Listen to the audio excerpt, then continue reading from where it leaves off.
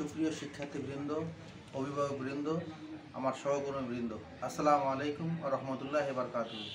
শিক্ষার্থীবৃন্দ, করোনা ভাইরাসের কারণে তোমরা দীর্ঘদিন বাসায় আবদ্ধ রয়েছো, পড়ালেখা থেকে তোমরা কিছুটা পিছিয়ে রয়েছো এবং তোমরা কিছুটা ক্ষতির সম্মুখীন হয়েছো। তোমাদের এই ক্ষতি কিছুটা পুষিয়ে নেওয়ার জন্য জাতীয় বিশ্ববিদ্যালয়ের নির্দেশে আদর্শ মহাবিদ্যালয় কর্তৃক আয়োজিত অনলাইন ক্লাসে তোমাদের স্বাগত।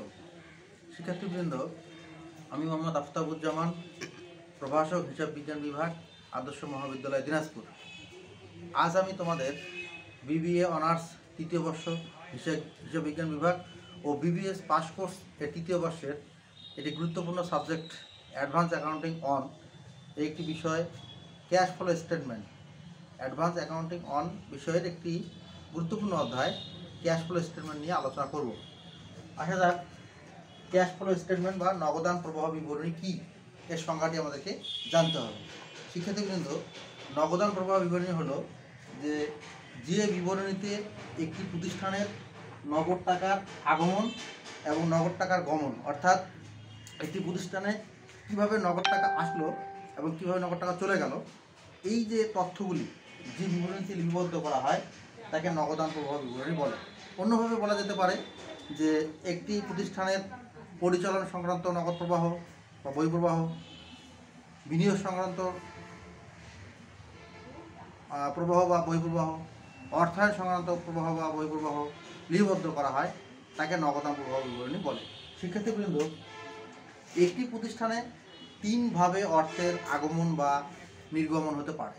একটি হলো cash flow from operating activities, যেটাকে বলা হয় পরিচালন কার্যক্রম হতে নগদান প্রবাহ, cash flow from investing activities, বিনিয়োগ কার্যক্রম হতে নগদান প্রবাহ, cash flow from financing activities, অর্থাৎ অর্থায়ন কার্যক্রম হতে নগদান প্রবাহ। আমরা বোর্ডে লিখি, আমরা cash flow from operating activities, 2 cash flow from investing, তোমরা আমার সাথে লেখো ইনভেস্টিং অ্যাক্টিভিটিস, 3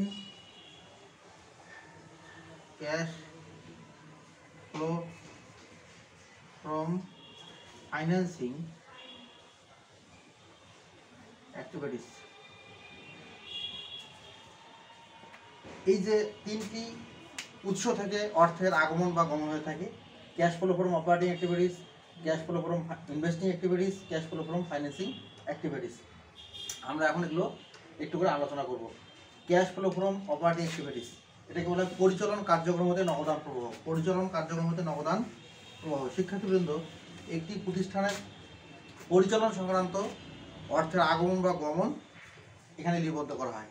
উদাহরণস্বরূপ আমরা বলতে পারি, যেমন একটি প্রতিষ্ঠানে 2 রকমের সম্পদ থাকে, 2 রকমের দায় থাকে।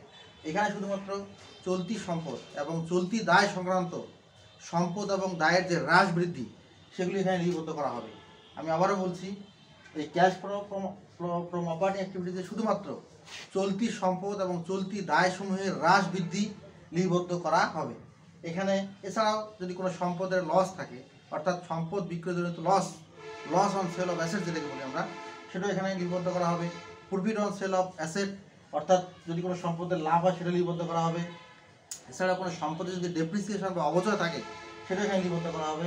এছাড়া যদি যেটাকে বলা হয় রাইটন অফ বা অ্যামোর্টাইজেশন অফ গুডউইল ইত্যাদি, এই জাতীয় পরিচালনা সংক্রান্ত কার্যক্রম যেগুলো আমাদের হয়ে থাকে সেগুলো এই ক্যাশ ফ্লো ফ্রম অপারেটিং অ্যাক্টিভিটিতে লিপিবদ্ধ করা হয়। দ্বিতীয়ত দেখো, cash flow from investing activities.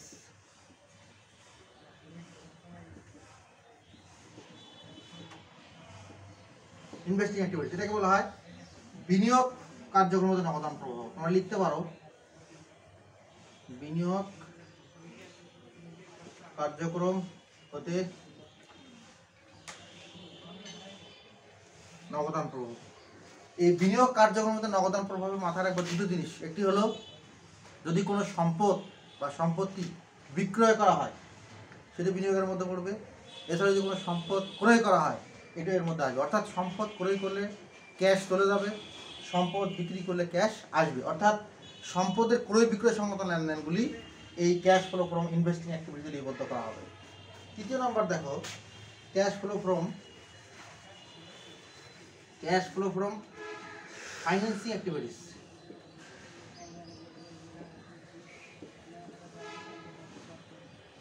Financing activities. Cash flow from financing activities অর্থাৎ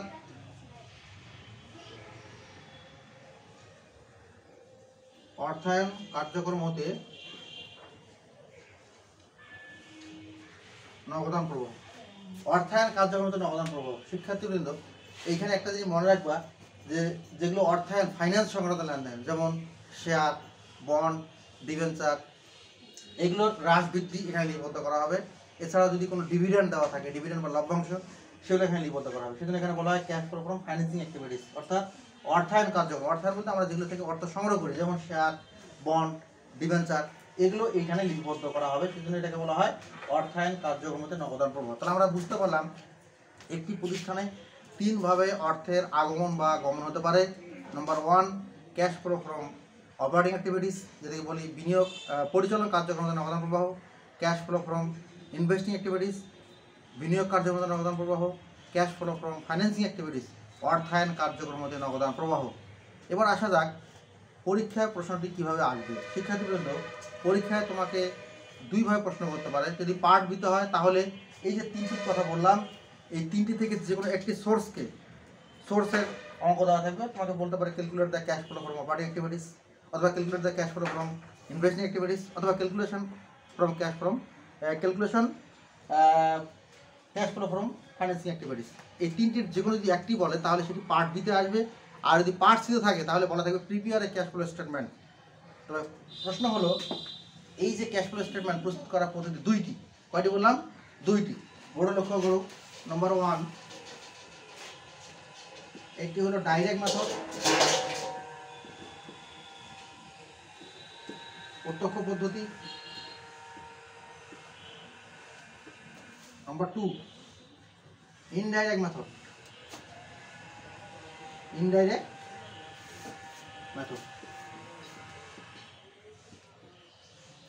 পরোক্ষ পদ্ধতি। তাহলে প্রশ্ন হবে, স্যার কোনটি পরীক্ষায় আসবে? আমরা দুটি চর্চা করব, তবে পরীক্ষায় ইনডাইরেক্ট মেথডটি বেশি আসে, পরোক্ষ পদ্ধতির অঙ্কটি বেশি আসে। আজকে আমরা পরোক্ষ পদ্ধতি নিয়ে আলোচনা করব।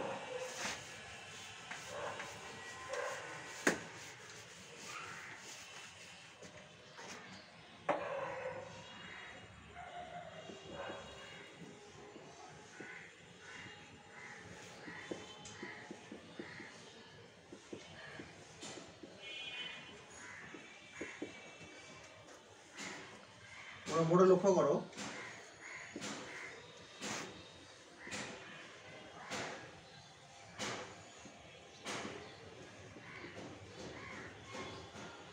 Cash flow statement indirect method. এখানে একটি কথা বলে রাখা ভালো, এই অঙ্কটি করার জন্য তোমাকে 2টি বছরের তথ্য তোমার প্রশ্নে দেওয়া থাকবে, অর্থাৎ লাস্ট ইয়ার এবং কারেন্ট ইয়ার। এই দুটি বছরের তথ্যের ভিত্তিতে আমাদেরকে অঙ্কটি করতে হবে। আমি তোমাদের সুবিধার জন্য আজকে ক্লাসে অঙ্কের সূত্রটি আলোচনা করতেছি। ইনডাইরেক্ট মেথডের প্রথমে প্রশ্নে দেওয়া থাকবে নিট ইনকাম।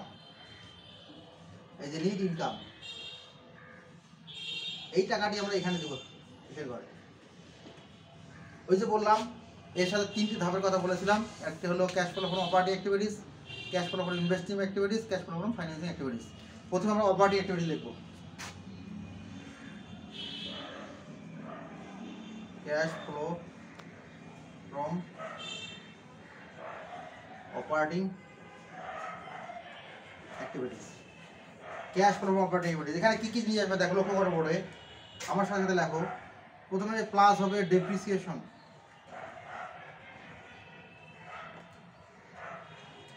এটা হবে প্লাস, স্টার দিয়ে আমি বুঝিয়ে দিলাম। প্লাস হবে loss on sale of asset, এটিও প্লাস। প্লাস হবে decrease DREASE, decrease of all current assets। আমি একবারে লিখে দিলাম যে এই যে নেট ইনকামের সাথে যোগ হবে depreciation, loss on sale of assets, decrease of all current assets, এগুলি প্লাস। তো এখন প্রশ্ন হতে পারে অল কারেন্ট অ্যাসেটসের মধ্যে থাকবে অ্যাকাউন্ট রিসিভেবল, নোট রিসিভেবল, বিলস রিসিভেবল, এগুলো অঙ্কের মধ্যে দেওয়া থাকবে। আমি তোমাদের জন্য লিখেছিলাম decrease of all current assets, মানে অ্যাকাউন্ট রিসিভেবল, নোট রিসিভেবল, বিল রিসিভেবল, এগুলি সব একত্রে আর কি প্রশ্নের মধ্যে দেওয়া থাকবে। আমাদেরকে অঙ্ক করার পূর্বেই ইনক্রিজ ডিক্রিজটা বের করে নিতে হবে। আমি আমার সুবিধার জন্য মিশাচ্ছি, তোমরা লিখবা নিচে।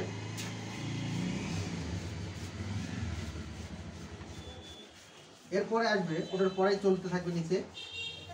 এরপরে আসবে দ্বিতীয়তে আসবে minus increase of all current assets, all current assets, এটা হবে মাইনাস, অর্থাৎ ব্র্যাকেট দিয়ে আমি মাইনাসকে প্রকাশ করলাম। এরপরে হবে plus increase of all current liabilities, current liability, এটা প্লাস। এর সাথে হবে minus decrease of all current liabilities,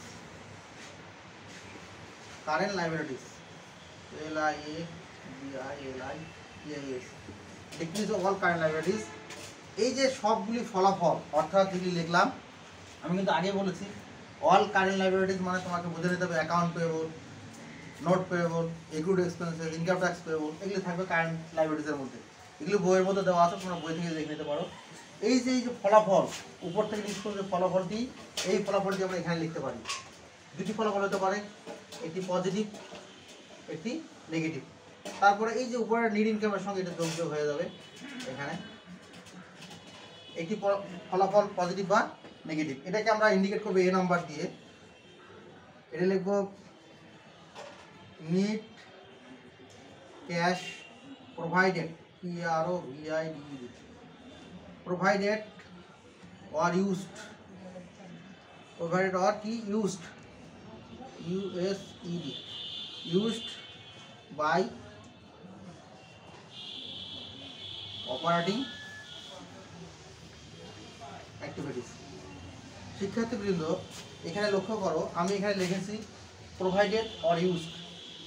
যদি এই মানটি প্লাস ফিগার আসে তাহলে আমরা এখানে লিখবো প্রোভাইড, যদি এই মানটি নেগেটিভ মান আসে তাহলে এখানে লিখবো ইউজড। কারণ যদি পজিটিভ হয় তাহলে আমাদের ক্যাশটা আমাদের হাতে আছে, মানে অর্থাৎ ক্যাশটি আমাদের পক্ষে আছে। আর যদি ইউজড হয় তাহলে ক্যাশটি আমাদের চলে গেছে, অর্থাৎ ব্যবহার হয়ে গেছে। সেজন্য আমরা লিখেছি net cash provided or used by operating activities. তাহলে আমরা আগে বলেছিলাম তিনটি ধাপের মধ্যে আমরা একটি ধাপ লিখলাম। এবার নেক্সট ধাপ আমরা লিখি, তোমরা নিচে লিখবা, আমি নিচে লিখতে হবে তোমাদেরকে। এখন লিখবো আমি cash flow from investing activities, cash flow from investing activities. এখন লিখবো আমরা cash flow from investing, cash flow from investing, ঠিক করে লিখি, ইনভেস্টিং অ্যাক্টিভিটিস,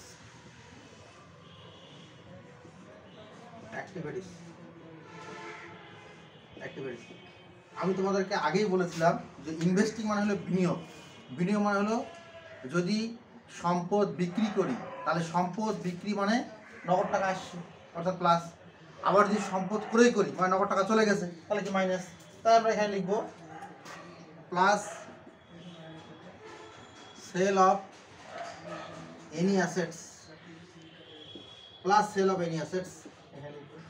আবার যদি সম্পদ চলে যায়, আমি পারচেস করি তাহলে টাকা চলে যাবে, তাই এখানে লিখবো minus purchase of any assets, টাকা চলে গেছে তাহলে এটা হবে মাইনাস। এই যে প্লাস মাইনাস ফিগারটি, এখানে আবার প্লাস মাইনাস চলে আসতে পারে, এটি প্লাস আইটি মাইনাস, তাহলে আমরা এটা ভি নম্বর দিয়ে লিখতে পারি। এটা আমরা ভি নম্বর দিয়ে লিখবো net cash provided, PROVIDED, provided or used by investing activities. Investing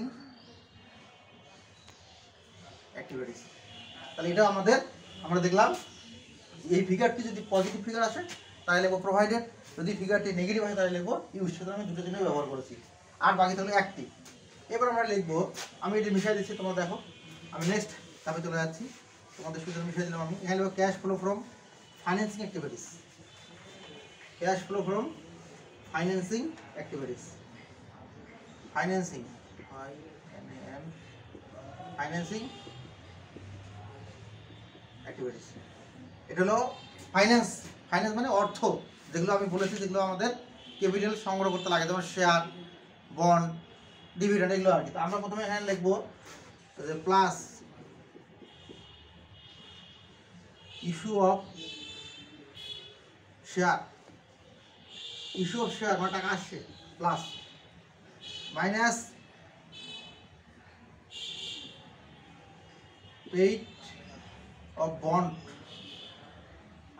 bond টাকা পরিশোধ করা হয়ে গেছে, minus dividend paid. Dividend paid, এই যে তিনটি ফিগারে শুধু এখানে আসে। এটা হলো শেয়ার, বন্ড বা ডিবেঞ্চার লেখা থাকতে পারে, আর ডিভিডেন্ড পেইড লেখা থাকতে পারে। এখানে একটি কথা আছে, যদি অনেক সময় অঙ্ক করে আমরা দেখবো, যদি একটি দ্বারা একটি কনভার্ট হয়ে যায়, যেমন শেয়ার দ্বারা যদি বন্ড কনভার্ট হয় বা বন্ড দ্বারা যদি শেয়ার কনভার্ট হয়, তাহলে শেয়ার বন্ড একটিও আসবে না। সেটা আমরা নেক্সট ক্লাসে অঙ্কের মাধ্যমে বুঝবো। তাহলে দেখলাম issue of share plus paid bond মানে টাকা চলে গেছে মাইনাস, আর ডিভিডেন্ড পেইড টাকা চলে গেছে মাইনাস। তাহলে আমরা এই ফলাফল তিনটি এখানে দাঁড় করতে পারি, প্লাস অথবা মাইনাস। এখানে প্লাস মাইনাস দিয়ে আমরা 3 নম্বর দিতে পারি, এলো নিট cash provided or used by financing activities.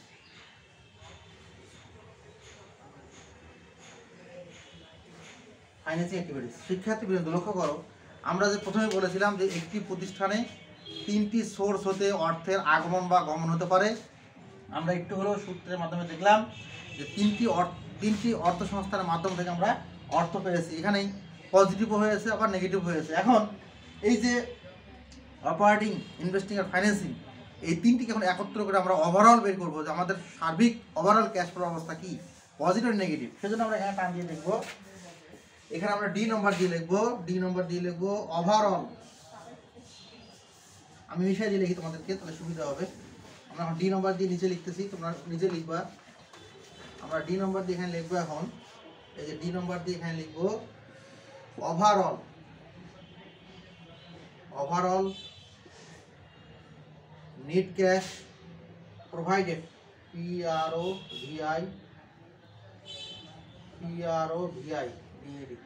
provided or used by A plus B plus C।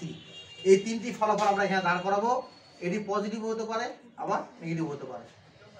এই যে এখানে ওভারঅল লিখলাম মানে আমাদের তিনটি দিয়ে টাকা এটা আসলো। মনে রাখতে হবে যে অঙ্কটিতে দুটি সালের তথ্য দেওয়া থাকবে। এটা হলো লাস্ট ইয়ার, কারেন্ট ইয়ার। ধরে নাও 2000, ধরে নাও দেওয়া আছে 2019, 2020। তো আমরা এই যে 2019টাকে বলবো হলো ওপেনিং, 2020টাকে বলবো আমরা ক্লোজিং। এখন আমার অঙ্কটি হয়েছে কিনা ইনডাইরেক্ট মাধ্যমে আমি বুঝতে পারবো। কীভাবে বুঝতে পারবো স্যার? এই যে সর্বশেষ যে টাকাটি আসলো, এই যে তিনটে ফিগারের যে মানটি পজিটিভ বা নেগেটিভ আসলো, এটাকে যদি এটার সঙ্গে যদি আমরা ওপেনিং ক্যাশটা যোগ করি তাহলে এই ক্লোজিং ক্যাশটা মিলে যাবে। সেজন্য আমরা এখানে লিখবো প্লাস ওপেনিং ক্যাশ ব্যালেন্স। এটা ওপেনিং ক্যাশ ব্যালেন্স লিখবো এখানে, এটার সাথে আমরা যোগ করে দিয়ে যেটা পাবো এটার নাম আমরা পাবো ক্লোজিং ক্যাশ।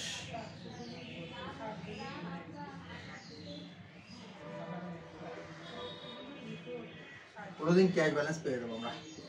যদি ধরে নাও মনে করো 2019 সালে আর 2020 সালে এখানে ছিল মনে করো 10,000, এখানে ছিল 20,000 ক্যাশ। তো আমি যদি মনে করি যে এখানে মনে করো ধরে নাও এখানে আমার আসছে হলো 10,000 টাকা, আর এটার সাথে যদি আমি আবার ওপেনিং ক্যাশ 10,000 যোগ করে দিই তাহলে কত হলো লক্ষ্য করো, বুঝার জন্য বলতেছি, তাহলে 20,000। তাহলে আমি বুঝতে পারবো আমার অঙ্ক হয়ে গেছে। সুতরাং আমরা বুঝতে পারলাম যে যদি অঙ্কটি ইনডাইরেক্ট মেথডে দেওয়া থাকে তাহলে আমরা পরীক্ষার রুমে বুঝতে পারবো আমাদের অঙ্কটা হয়েছে কিনা। কীভাবে স্যার? এইভাবে বুঝতে পারবো যে সর্বশেষ যে ওভারঅল ব্যালেন্সটি এসেছে এই ওভারঅল ব্যালেন্সের সাথে আমাদেরকে কী করতে হবে, ওপেনিং ক্যাশ ফ্লোটা কী করতে হবে, যোগ করতে হবে। যদি আমরা যোগ করে দেখে ফেলি যে আমাদের ক্লোজিং ক্যাশটা মিলে গেছে, তারা বুঝতে পারবো অঙ্কটি সঠিক হয়েছে। শিক্ষার্থীবৃন্দ, অল্প সময়ে আমি তোমাদেরকে আজকে ক্যাশ ফ্লো স্টেটমেন্টের একটি ধারণা দেওয়ার চেষ্টা করলাম, সূত্রটি বলার চেষ্টা করলাম। তোমরা বাড়িতে বই দেখবা, নেক্সট ক্লাসে আমরা এটার উপর ভিত্তি করে একটি অঙ্ক করবো। যেহেতু করোনা ভাইরাস চলতেছে, তোমরা সবাই বাড়িতে সাবধানে থাকবা, স্বাস্থ্যবিধি মেনে মুখে মাস্ক পরে, বাইরে গেলে অবশ্যই মুখে মাস্ক পরে চলাফেরা করবা। তোমরা সবাই সাবধানে থাকো, ভালো থাকো, ধন্যবাদ।